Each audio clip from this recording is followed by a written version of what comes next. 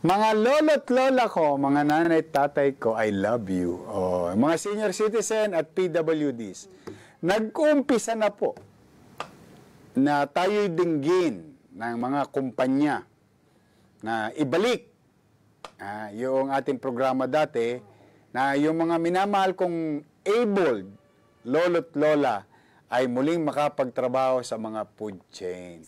Now, special shout out sa Popeyes. Baka naman, sa Friday. Baka may pa-chicken. Ako, na-chicken ko na yan. Shout out sa Popeyes. Ito naman ang shout out ko. Jollibee, McDo, baka naman.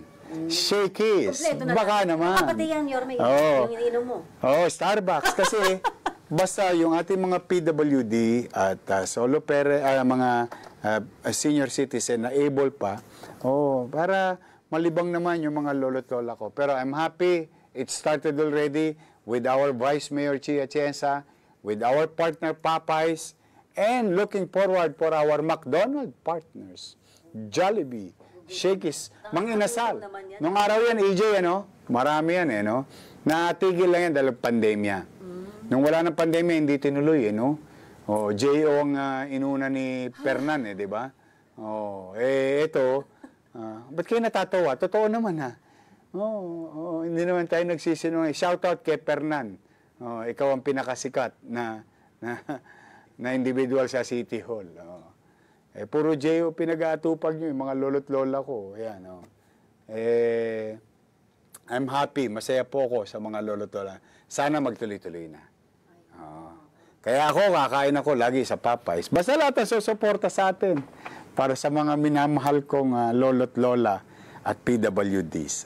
Ayan. Ayan sila. Ayan na. Tatrabaho na sila. Wow. Sabi ko kasi, Mocha, kung kaya ng Hapon, kaya ng Pilipino.